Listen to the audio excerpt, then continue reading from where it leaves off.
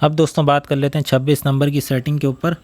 दोस्तों 26 नंबर की सेटिंग के ऊपर बल्क चार्जिंग वोल्टेजेस का पूछ रहा है और 27 नंबर सेटिंग के ऊपर भी मैं बता देता हूँ फ्लोटिंग चार्जिंग वोल्टेजेस का वो पूछ रहा है। दोस्तों ये 2 स्टेजेस होती हैं बैटरी को चार्ज करने की। वैसे तो ये इन्वर्टर 3 स्टेजेस पर बैटरी को चार्ज करता है। एक पहली स्टेज ये होती है कि जब बैटरी बहुत ज़्यादा डिस्चार्ज होती है तो वो बल्क चार्जिंग वोल्टेजेस से बैटरी की चार्जिंग को स्टार्ट करता है, मतलब ज़्यादा करंट दे रहा होता है। और ये इन्वर्टर ऐसा इन्वर्टर है कि वो वोल्टेजेस भी ज़्यादा दे रहा होता है। अगर आपकी बैटरी के ऊपर आपने 20 एम्पेयर चार्जिंग सेट रखी हुई है तो 20 एम्पेयर चार्जिंग करंट देगा बल्क वोल्टेज के टाइम पे, और वोल्टेज इसको ज़्यादा देगा। जैसे कि यहाँ पे डिफ़ॉल्ट वोल्टेज इसका दिया हुआ है 56.4। और उसके बाद जब बैटरी आपकी 70% तक चार्ज हो जाएगी उसके बाद वो फ्लोटिंग चार्जिंग स्टेज के ऊपर शिफ्ट कर देगा, मतलब आपके वोल्टेज को भी कम कर देगा और आपकी करंट को भी कम कर देगा। थोड़ी करंट देके बैटरी को फिर कंप्लीट चार्ज करेगा। तो दोस्तों ये बैटरी चार्जिंग के ऊपर एक डिटेल वीडियो मैंने पहले भी बना रखी है, ऊपर लिंक आ रहा होगा, आप वहाँ पे जाकर उस बैटरी की वीडियो को देख सकते हैं, आपको पता चल जाएगा। क्योंकि इसके अंदर बहुत ज़्यादा फिनोमिना होता है। इस इन्वर्टर के अंदर ज़्यादा ऑप्शंस नहीं है, मतलब ये इन्वर्टर बैटरी को साल के 365 दिन सेम वोल्टेज से चार्ज करेगा, जबकि ऐसा होना नहीं चाहिए क्योंकि बैटरीज चार्ज होती हैं टेम्परेचर के हिसाब से। अगर सर्दियाँ हैं, ज़्यादा टेम्परेचर कम हुआ हुआ है तो आपकी बैटरी के वोल्टेज ज़्यादा चाहिए होंगे आपकी बैटरी को फुल चार्ज करने के लिए। अगर बहुत ज़्यादा गर्मी है, हीट अप है, तो आपकी बैटरी कम वोल्टेज से भी चार्ज हो जाएगी। लेकिन इस इन्वर्टर के अंदर ऐसा कोई ऑप्शन नहीं है कि वो टेम्परेचर को डिटेक्ट करके आपकी बैटरी के वोल्टेजेस को वेरी कर सके।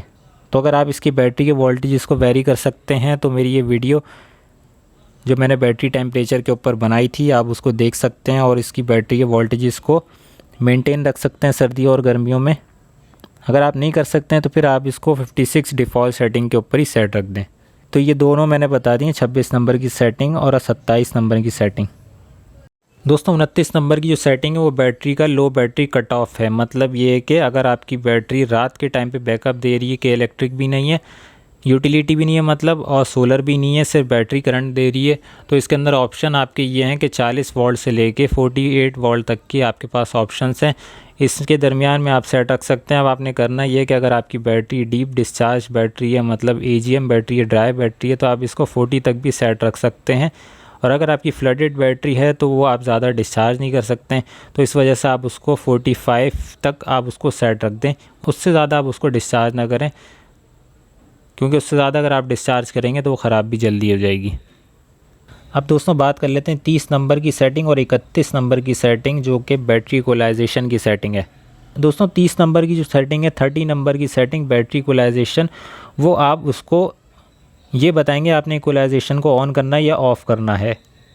सिर्फ ऑन या ऑफ़ करने के लिए 30 नंबर की सेटिंग है, और आपने उस एक बैटरी इक्वलाइजेशन को ऑन उस वक्त करना है, मतलब ये काम उस वक्त करेगी जब आपने 5वें नंबर के प्रोग्राम में आपने इन्वर्टर को ये बताया हुआ होगा कि आपकी बैटरी यूज़र डिफाइन है, उस वक्त ये फ़ीचर ऑन होगा, अदरवाइज़ ये फ़ीचर ऑन नहीं होगा। और 31 नंबर के ऊपर आपने उसको वोल्टेज का बताना है कि कितने ज़्यादा वोल्टेज देकर बैटरी को इक्वलाइज़ करना है। अब बैटरी इक्वलाइजेशन होती क्या है मैं थोड़ा सा बता देता हूँ कि जब भी 2 या 2 से ज़्यादा बैटरीज़ को आप किसी भी सिस्टम के साथ सीरीज़ में कनेक्ट करते हैं ना, तो बैटरी चार्जिंग या डिस्चार्जिंग के दौरान कुछ बैटरियाँ अंडर चार्ज रह जाती हैं और कुछ बैटरियाँ ओवर चार्ज हो जाती हैं। तो जो बैटरियाँ ज़्यादा ओवर चार्ज हो रही होती हैं ना, तो वो ख़राब होना शुरू हो जाती हैं। तो बैटरी इक्वलाइजेशन ये काम करता है कि ज़्यादा वोल्टेज को देकर बैटरियाँ कम चार्ज हुई हुई हैं ना, वो भी चार्ज हो जाती हैं। लेकिन दोस्तों ये फ़ीचर बिल्कुल ही बेकार फ़ीचर है, इसको आप बिल्कुल ही डिसेबल रखें, क्योंकि इसके लिए प्रॉपर जो सिस्टम होता है वो होता है BMS बैटरी मैनेजमेंट सिस्टम। इस इन्वर्टर के अंदर भी वो ऑप्शन दिया हुआ है, लेकिन वो इसके साथ बिल्ट इन नहीं है। तो ये बैटरी इक्वलाइजेशन को आप ऑफ़ ही रखें, क्योंकि बैटरी के वोल्टेज ज़्यादा वोल्टेज दे के बैटरी को इक्वलाइज़ करेगा तो वो कम बैटरी के वोल्टेजेस को बढ़ाएगा। तो लेकिन जो बैटरियाँ ज़्यादा वोल्टेजेस गेन कर रही हैं वो और भी ज़्यादा वोल्टेजेस को गेन करने लग जाएंगी, आपका सिस्टम और भी जल्दी ख़राब हो जाएगा। इस वजह से इस इन्वर्टर के अंदर बैटरी इक्वलाइजेशन के फ़ीचर को आप डिसेबल ही रखें। दोस्तों अब बात कर लेते हैं 32 नंबर की सेटिंग के ऊपर। 32 नंबर की सेटिंग, पहली बात तो ये है कि उस वक्त काम करेगी जब आपने बैटरी टाइप इन्वर्टर को ये बताया कि बैटरी टाइप है यूज़र डिफ़ाइन। अगर 5वें नंबर के प्रोग्राम में आपने यूज़र डिफ़ाइन सेट रखा हुआ है तब ये फ़ीचर काम करेगा। इसमें बताना ये होगा कि इन्वर्टर को कि उसने बैटरी को बल्क चार्जिंग कितनी देर तक करनी है। अदरवाइज़ तो मेजॉरिटी लोग फ्लडेड बैटरी यूज़ करते हैं या फिर ड्राई बैटरी यूज़ कर रहे होते हैं AGM बैटरी, तो ये इस प्रोग्राम आपको फिर सेट करने की ज़रूरत ही नहीं है। इसके बाद 33 नंबर की सेटिंग है, बैटरी कूलाइजेशन का टाइम पूछ रहे हैं। बैटरी कूलाइजेशन के लिए भी पूछ रहा है कितनी देर तक बैटरी कूलाइजेशन करनी है, मतलब ज़्यादा वोल्टेजेस देगा, तो वो उसको वहाँ पे 30 नंबर की सेटिंग को डिसेबल अगर आप कर देंगे तो ये सारे फीचर ऑफ हो जाएंगे। बैटरी इक्वलाइजेशन का टाइम आउट भी पूछ रहा है, कब तक के उसने टाइम आउट कर देना है। ये बैटरी इक्वलाइजेशन का इंटरवल पूछ रहा है, थोड़ी देर मतलब बैटरी ज़्यादा वोल्टेजेस देगा तो बैटरी हीटअप भी होना शुरू हो जाएगी, तो इंटरवल का मतलब ये कि थोड़ी देर का उसको टाइम देगा। 36 नंबर की सेटिंग पे बैटरी इक्वलाइजेशन एक्टिवेशन इमीडिएटली, तो ये सारी सेटिंग बैटरी इक्वलाइजेशन की हैं। इसके ऊपर कंप्लीट वीडियो बनाऊंगा तब आप लोगों को समझ आएगी। अदरवाइज़ ये फ़ीचर उस वक्त ही काम करेगा अगर आपकी बैटरी यूज़र डिफ़ाइन के ऊपर सेट है। अब दोस्तों बात कर लेते हैं 37 नंबर की सेटिंग के ऊपर। 37 नंबर की सेटिंग के ऊपर दोस्तों वो ये पूछ रहा है कि पीवी ने कितनी जनरेशन की है और आपका कितना लोड चला है। पूरी जनरेशन वो बता देगा, लेकिन आप उसको रीसेट करना चाहते हैं या फिर आपको उसको रीसेट नहीं करना चाहते हैं तो वो कंटिन्यूसली आपको बताता रहेगा। अगर आप उसको रीसेट नहीं करेंगे तो आप इसको सेट रीसेट कर सकते हैं। 38 नंबर की सेटिंग की बात कर लेते हैं। वो ग्रिड कॉन्फ़िगरेशन की बात कर रहा है, तो उसके लिए वो पूछ रहा है आपको इन्वर्टर को इनेबल करना है या डिसेबल करना है। ग्रिड फिटिंग का ऑप्शन मतलब इनेबल करना है या डिसेबल करना है, आप उसको बता दें। 83 नंबर की सेटिंग भी दोस्तों दी हुई है, उसके अंदर इरेज ऑल डाटा लॉग, मतलब जितना डाटा है आप उसको रीसेट करना चाहते हैं या रीसेट नहीं करना चाहते हैं तो वो यहाँ से आप उसको रीसेट या रोक सकते हैं। 85 नंबर की जो सेटिंग है 85, 86, 87, 88, 89, मतलब इसके अंदर आपने इसको टाइम डेट और ये सारी चीज़ें आपने इसको बतानी है, ईयर बताना है, ये सारी चीज़ें आप इसके ऊपर सेट रख सकते हैं। 93 नंबर की सेटिंग के ऊपर RGB लाइट्स जो इन्वर्टर के ऊपर लगी हुई हैं उस इन्वर्टर की लाइट्स को ऑन करना है या ऑफ़ करना है। 91 नंबर की सेटिंग के ऊपर आपने उसको से बताना है। 92 नंबर की सेटिंग के ऊपर उसकी ब्राइटनेस आप सेट रख सकते हैं। 93 नंबर की सेटिंग से आप उसकी लाइट की जो स्पीड है उसको चेंज कर सकते हैं।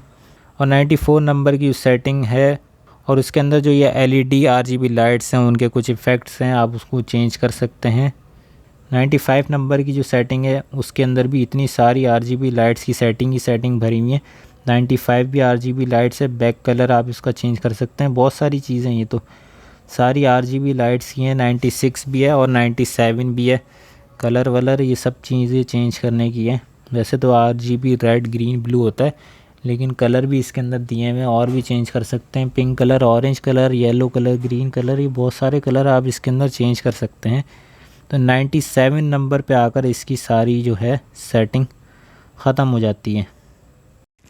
तो दोस्तों ये सेटिंग्स की वीडियो तो यहीं तक थी। उसके बाद दोस्तों एक मेन सेटिंग है जो इस इन्वर्टर का मेन फीचर है वेरॉन सीरीज़ का, कि आप इन्वर्टर की आउटपुट सोर्स की जो प्रायोरिटी है वो टाइमिंग के थ्रू ऑपरेट करते हैं, और वो टाइमिंग के थ्रू किस तरह ऑपरेट करते हैं वो हम नेक्स्ट वीडियो में देखेंगे। तो इस वीडियो के अंदर सारी सेटिंग मैंने आप लोगों को बतानी थी। उम्मीद है आप लोगों को समझ आ गई होगी। अगर और भी कोई प्रॉब्लम है तो आप मुझसे कमेंट सेक्शन पर पूछ सकते हैं। और दोस्तों इसके अलावा मैं आप लोगों को बताना चाहता हूँ, अगर आपने सोलर सिस्टम की इंस्टॉलेशन करवानी है या गाइडेंस चाहिए या कंसल्टेंसी चाहिए या इलेक्ट्रिकल का कोई भी बड़े से बड़ा प्रोजेक्ट है, CCTV सिक्योरिटी सिस्टम का प्रोजेक्ट है, वो सारी कंसल्टेंसी मैं आप लोगों को इस प्लेटफॉर्म पर प्रोवाइड कर रहा हूँ। लेकिन आप लोगों को अगर गाइडेंस चाहिए कराची के अंदर, मैं आप लोगों को कंसल्टेंसी और इंस्टॉलेशन टीम प्रोवाइड कर सकता हूँ। और अगर कराची से बाहर हैं तो मैं आप लोगों को सिर्फ गाइड कर सकता हूँ कॉल पर। लेकिन दोस्तों आप लोगों ने पहले मेरे फेसबुक पेज से मुझे मैसेज करना है, अपनी प्रॉब्लम बतानी है, अपनी कंप्लेन बतानी है, तो फिर मैं उसको देखकर आप लोगों को नंबर अपना सेंड करूँगा और फिर आप मुझे कॉल करके जो भी गाइडेंस चाहिए आप उससे पूछ सकते हैं। लेकिन उससे पहले आप लोगों को पे करना पड़ेगा। कोई भी गाइडेंस लेनी है, कोई भी गाइडेंस लेनी है, किसी किस्म की भी सर्विस चाहिए, उसके लिए आपको पहले पे करना पड़ेगा। तो दोस्तों उम्मीद है ये वीडियो आप लोगों के लिए काफ़ी हेल्पफुल रही होगी। अगर आप लोगों को और भी ज़्यादा कोई क्वेश्चन है तो आप लोग कमेंट सेक्शन पर मुझसे पूछ सकते हैं। और अगर आपने अभी तक इस चैनल को सब्सक्राइब नहीं किया तो इसे सब्सक्राइब कर लीजिए, और सब्सक्राइब करने के साथ साथ आपने बेल आइकन को भी क्लिक कर देना है, क्योंकि विदाउट बेल आइकन के सब्सक्राइब करने का कोई फ़ायदा नहीं है। आप लोगों के पास अगर कोई वीडियो अपलोड होती है तो आप लोगों के पास शो नहीं होगी। इसी तरह दोस्तों फेसबुक पेज के ऊपर भी जाकर आपने फर्स्ट सीन का एक ऑप्शन होता है उसको ऑन करना है, ताकि वहाँ पर अगर मैं कोई अपडेट अपलोड करता हूँ तो आप लोगों के पास शो हो जाए। अस्सलाम वालेकुम।